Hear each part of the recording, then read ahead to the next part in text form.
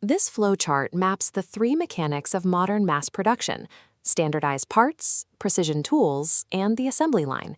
Mechanization itself was not new. Earlier iterations existed in ancient manufacturing and in British water and steam-powered textile mills. However, these disparate methods were integrated and scaled by American innovators, resulting in a framework known as the American system.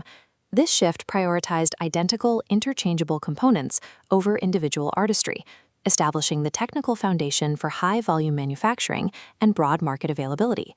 The shift toward interchangeability started with military procurement. French General Gribeauval ordered standardized artillery weapons in 1765, a concept Eli Whitney later applied to U.S. muskets in the 1790s. New England gunsmith John Hall achieved higher precision shortly after by building specialized machine tools and implementing exact measurement gauges across his factory floor. Creating perfectly identical pieces required entirely new equipment. By 1816, Simeon North replaced manual filing with an early metal-shaping milling machine. Simultaneously, British engineers advanced the tooling process. Henry Maudslay invented highly accurate machine tools, which Marc Isambard Brunel used to power steam-driven machinery that produced 130,000 pulleys in a single year. This automation quickly spread to other industries. Oliver Evans engineered an automated flour milling process capable of running under the supervision of just one person. Decades later, Samuel Colt and Elisha King Root successfully mechanized the complete assembly line production of firearms. Achieving consistent machine-level accuracy was the required step to move manufacturing away from hand craftsmanship and toward automated production. Henry Ford capitalized on these precise components by popularizing the large-scale assembly line.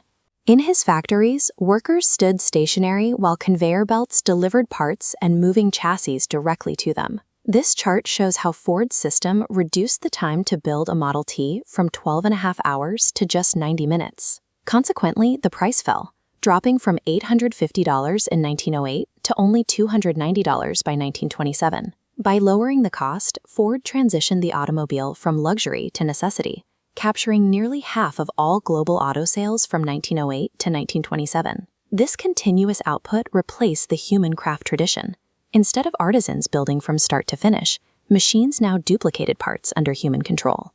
Factory labor was divided into a series of small, repetitive steps, requiring significantly less manual skill than traditional craftsmanship. As these methods were applied to firearms, public debate ignited over safety risks and the mounting expenses tied to mass ammunition. These concerns eventually succeeded in restraining the supply chain, legally limiting the mass production of guns to only 4 permitted manufacturers. By integrating standardized parts and rigid assembly structures, mass production increased manufacturing efficiency and brought industrial products within reach of the general public. This shift moved human labor away from complete craftsmanship and toward the guided operation of machine processes. This historical brief is brought to you by the IELTS Focus. For more information, connect with us on Zalo at 084-770-5973.